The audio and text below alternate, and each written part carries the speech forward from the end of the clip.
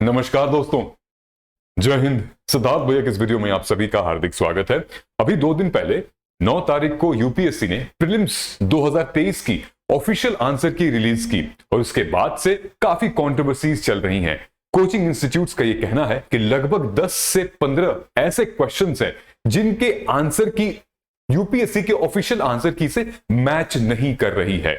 आइए डिटेल में इस वीडियो में हम ये देखते हैं कि आखिर यूपीएससी ट्रिक कैसे करता है सवाल पूछने का। ये वीडियो लेने का सबसे इंपॉर्टेंट रीजन मेरे लिए ये है ताकि आपका जो प्रीलिम्स का एग्जाम आने वाला है या आप नेक्स्ट ईयर तैयारी कर रहे हैं उसमें यह पता हो कि सवाल पूछा कैसे जाता है, यूपीएससी फंसा कैसे देती है सवाल के ऑप्शंस में। That is very very important. ठीक है, आपको इस कंट्रोवर्सी में बिल्कुल नहीं पड़ना है, आपको इस ट्रैप में बिल्कुल नहीं पड़ना है। एक्चुअली ये वॉर कोचिंग इंस्टीट्यूट्स की है कि इनका आंसर की सही है, उनका आंसर की सही है। आप देखोगे किसी भी एडुकेटर को जो कोचिंग इंस्टीट्यूट में पढ़ा रहे हैं वो अपने पॉइंट प्रूव करने में ये लगे हुए हैं कि हमारे कोचिंग इंस्टीट्यूट का पॉइंट सही है, उनके कोचिंग का गलत है या यूपीएससी का गलत है या सही है। पॉइंट आपके मतलब का होना चाहिए। पॉइंट ये है कि एग्जाम तो देना है, 2024 का एग्जाम तो आएगा ही आएगा, यूपीएससी सवाल पूछेगी कि पूछेगी। हम उस पर सेंट्रिक हो जाते हैं कि सवाल कैसे आ रहे हैं। ठीक है, तो आज हम ये समझेंगे कि आखिर जो कंट्रोवर्सी वाले सवाल हैं उनमें गलत क्या हो गया है, डिटेल में समझेंगे। ठीक है, लेकिन उससे पहले दोस्तों नीचे कमेंट सेक्शन में एक गूगल फॉर्म है उसको फिल करिएगा, क्योंकि कल सुबह संडे को 11 बजे मैं free mentorship session, free guidance programme का एक पहला डेमो लेक्चर लेने वाला हूं। तो ये बिल्कुल फ्री है। आप नीचे कमेंट सेक्शन में गूगल फॉर्म है 1 to 1 विद सिद्धार्थ भैया, उसको फिल करिएगा, क्योंकि मुझे पता है आपको गाइडेंस की जरूरत है। मुझे पता है कि आपके पास सब कुछ है। अगर आप एक अच्छे योद्धा बनने की कोशिश कर रहे हैं तो हम कोशिश करेंगे कि कहीं ना कहीं वो कृष्ण की भूमिका निभाएं, कहीं ना कहीं वो चाणक्य की भूमिका निभाएं, कहीं ना कहीं वो परशुराम की भूमिका निभाएं, राम की भूमिका निभाएं, मतलब कि एक मेंटोर की भूमिका निभाएं। अगर आपको बनना है हनुमान, अगर आपको बनना है कर्ण बनना है, अर्जुन बनना है, अगर आपको इस पूरे प्रोसेस में तैयारी अच्छे से करनी है तो गाइडेंस की बहुत बड़ी जरूरत होती है। नीचे कमेंट सेक्शन में गूगल फॉर्म आप फिल करें और 11 बजे फ्री मेंटोरशिप है, हम लोग जुड़ेंगे वहां पे। ठीक है, अब चलिए सवाल सबसे पहले हम लोग आ जाते हैं। पहला क्वेश्चन क्या था? पहला क्वेश्चन हमारा था कि आखिर इन तीनों पशुओं में से, इन तीनों जानवरों में से कौन से ऐसे जानवर हैं जो कि सनसेट के बाद ज्यादा एक्टिव होते हैं। ठीक है, यूपीएससी का जो आंसर है वो है ए, सिर्फ एक। अब कौन सा है वो यूपीएससी ने क्लियर नहीं बताया है और ना ही किसी ने। कोचिंग इंस्टीट्यूट कह रहे हैं बी, ओनली 2। ठीक है, तो सीधा सीधा आंसर देखिए मैं आपको बताता हूं कि जो लायन टेल मकाओ है, ठीक है, मोस्ट एक्टिव आफ्टर सनसेट, ये तो नहीं है, ये ड्यूरिंग डे के टाइम में एक्टिव होता है। मालाबार सिवेट, ये 100% राइट आंसर है। जो प्रॉब्लम थी वो सांबर डियर में थी, सांबर डियर। ठीक है, अब ये जो सवाल है ना, वो जो लिटरली जूलॉजी के स्टूडेंट होते हैं ना, जिनका जूलॉजी ऑप्शनल होगा, उन्होंने ये सवाल सही कर दिया होगा, लेकिन इसमें भी डाउट होगा। ठीक है, ये जो नॉक्टर्नल इनफैक्ट इसका एक और वर्जन होता है जिसको हम लोग कहते हैं क्रेपेस्क्यूलर। नॉक्टर्नल वो होते हैं जो आफ्टर सनसेट में एक्टिव होते हैं। ठीक है, क्रेपेस्क्यूलर वो होते हैं जो कि ट्वाइलाइट के टाइम पर एक्टिव होते हैं, जैसे हमारे कुत्ते, बिल्ली ट्वाइलाइट के टाइम पे, मतलब कि भोर में, एकदम तड़के भोर में, सुबह होने से पहले वो ट्वाइलाइट होती है। ठीक है, तो सांबर डियर जो है वो एक्चुअली दोनों कैटेगरी में फॉल कर रहा था, दोनों कैटेगरी में। ये कैसे हुआ ये देखिए, सांबर डियर जो है वो नॉक्टर्नल भी है और क्रेपेस्क्यूलर भी है। ठीक है, एक्टिव शाम को भी रहता है और डस्क में भी रहता है एक्टिव। ये एक ऐसा स्पीसीज है जो कि अपने बिहेवियर में, मेल बिहेवियर में देखने को मिलता है। ये कहां से लिया गया है? ये वाइल्ड लाइफ एसओएस से लिया गया है। कुछ हद तक कोचिंग इंस्टीट्यूट की बात से सहमत हैं, क्योंकि ये जो आंसर है, ठीक है, वो आंसर होना चाहिए ओनली 2, लेकिन यूपीएससी ने दिखाया है ओनली 1 आंसर, जो कि सांबर डियर। अब यहां पर प्रॉब्लम क्या आ रही है? Most active after sunset. अब यहीं पर कीवर्ड है active, less active and most active. ठीक है, तो कहा जा रहा है कि सांबर डियर जो है वो क्रेपस्क्यूलर है, मोस्ट क्रेपस्क्यूलर है, मतलब कि वो उस टाइम पर एक्टिव होता है जो कि तड़के भोर वाला टाइम होता है। सांबर डियर रात के टाइम पे उतना एक्टिव नहीं होता है। तो भाई एक ये रीजन था। इनफैक्ट मैंने पाई जीपीटी से भी पूछा। अब देखिए मैंने क्लिक किया, इसको यहां से प्ले कर देते हैं। मैंने पाई जीपीटी से पूछा, उसी इमेज की फोटो खींच के मैंने अपलोड कर दी। आप भी कर सकते हैं, आप डाउनलोड करेंगे तो कर सकते हैं। मैंने पाई जीपीटी से पूछा कि बताइए इसका सही आंसर क्या है। तो पाई जीपीटी ने भी बड़े अच्छे तरीके से ये मैंने पूछा कि what is the correct answer और एंटर कर दिया।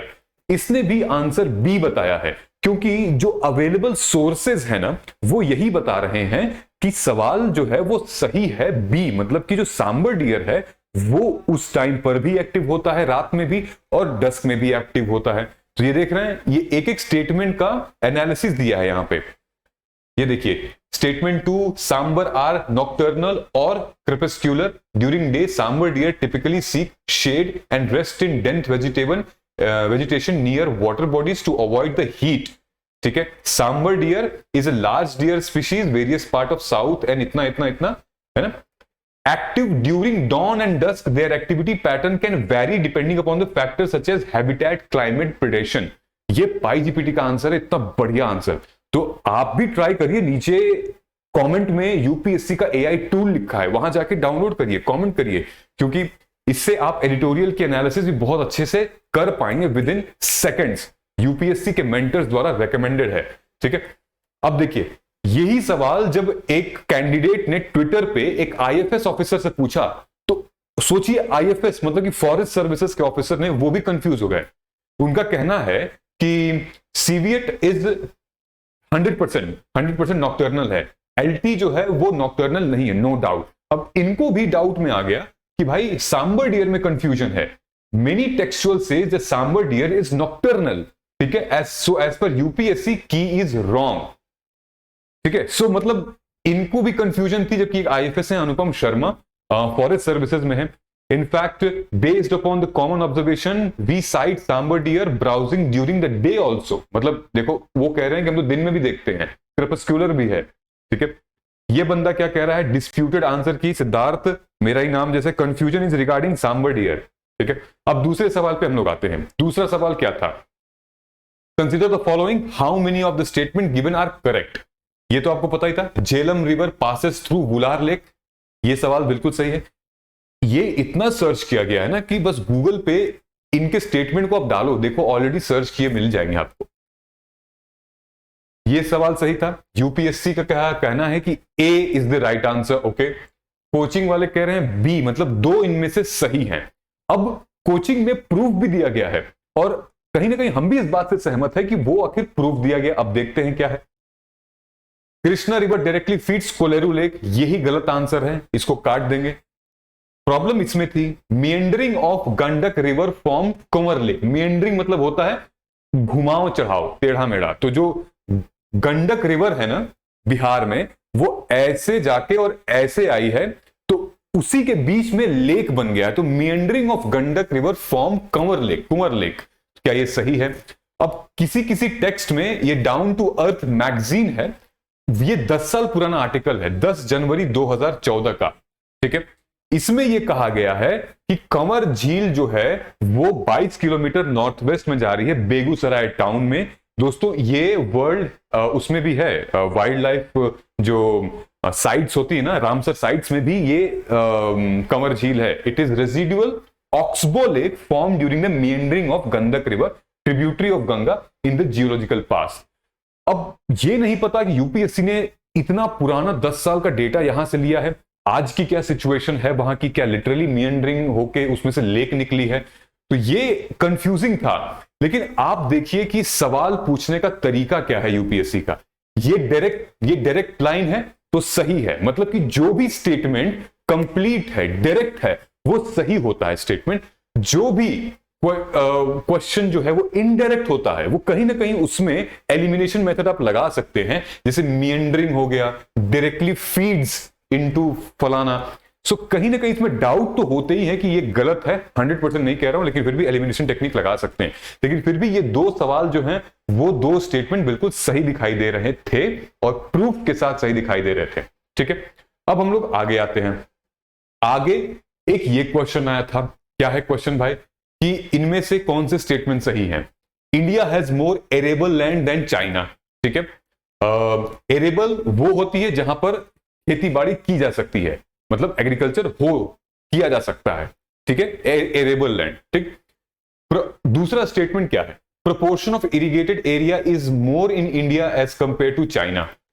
ठीक है, मतलब proportion of irrigated area is more in India, मतलब अब इरिगेटेड एरिया भारत में ज्यादा है, चाइना में कम है। ठीक है, हालांकि ये स्टेटमेंट गलत है। दूसरा, productivity per hectare in Indian agriculture is higher that in China. तो सोचने वाली बात है साफ साफ कि अगर इरिगेशन का प्रोपोर्शन अगर भारत में ज्यादा होगा तो प्रोडक्टिविटी भी भारत में ज्यादा होगी, लेकिन ऐसा नहीं है।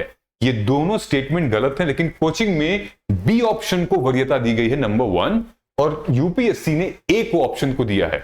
ये दोनों लगभग सेम हैं, ये दोनों लगभग सेम है, सेम स्टेटमेंट है। ये स्टेटमेंट बिल्कुल सही है, India has more arable area than China. आप वेजिटेशन के लिए एग्रीकल्चर लैंड इंडिया के पास ज्यादा है एज कंपेयर टू चाइना, लेकिन चाइना में लगभग मैं आपको बता रहा हूं कि अगर 4 से 6 लाख हेक्टेयर टन यहां का है इंडिया की प्रोडक्शन, तो चाइना की 6 से 10 है। ठीक है, और ये लेटेस्ट डेटा 2022-23 का, the average productivity per hectare in Indian agriculture is higher than in China. ये दोनों ही स्टेटमेंट एक ही जैसे हैं, एक ही बात कर रहे हैं। प्रोडक्टिविटी होगी, उसके बाद फिर इरिगेशन होगा, फिर प्रोडक्टिविटी होगी। दोनों ही गलत है। आंसर यूपीएससी ने क्या दिया है भाई, पहला, कोचिंग ने दूसरा।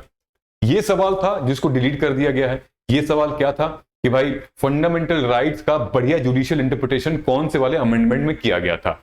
अब सी और डी में तो हो नहीं सकता था। ठीक है, सी क्यों नहीं, क्योंकि सी 44th अमेंडमेंट आया था क्योंकि 42वें का जितना भी झोलमाल था उसको ठीक करने के लिए।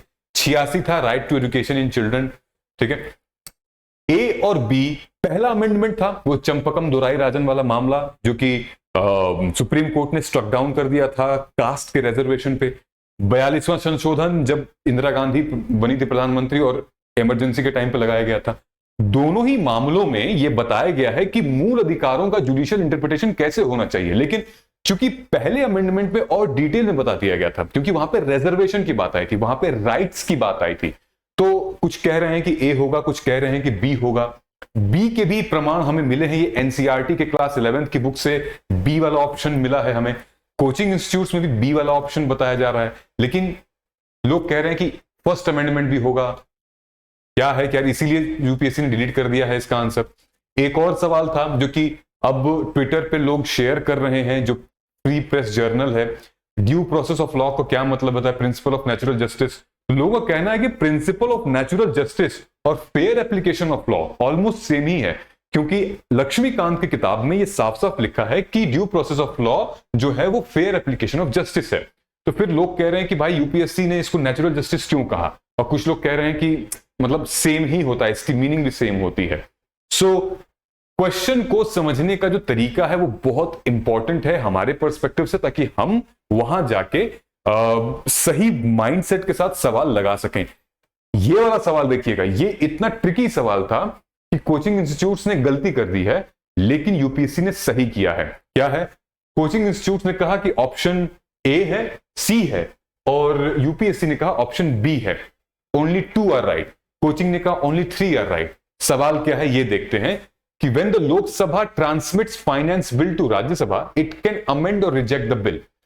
राज्यसभा मतलब जो हाउस ऑफ काउंसिल और हाउस ऑफ पीपल होता है, हाउस ऑफ स्टेट्स, तो लोकसभा किसी भी फाइनेंस बिल को अगर राज्यसभा में ट्रांसमिट करेगी तो राज्यसभा के पास इतनी पावर है कि वो उसको संशोधन कर सके और फिर रिजेक्ट कर सके। तो ये ऑप्शन बिल्कुल गलत है, ऐसा नहीं है। ठीक है, सही ऑप्शन इसका था कि when Lok Sabha transmit money bill, Rajya Sabha उस पर अमेंड और रिजेक्ट नहीं कर सकती है, उस पर रिकमेंडेशंस अपनी बता सकती है।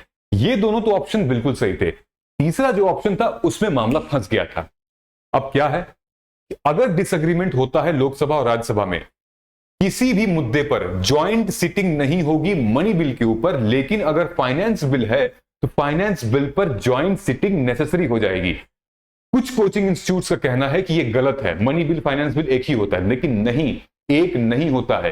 भारत के संविधान में भी मनी बिल और फाइनेंस बिल अलग अलग डिराइव किया गया है। फाइनेंस बिल हमारे जो फाइनेंस मिनिस्टर हैं वो फाइनेंस से रिलेटेड होता है, मनी बिल हमारे टैक्सेशन से रिलेटेड होता है, एक्सपेंडिचर से रिलेटेड होता है। ठीक है, इसका सही जवाब यूपीएससी ने बिल्कुल सही दिया है, जो कि बी है। दो ऑप्शन सही हैं।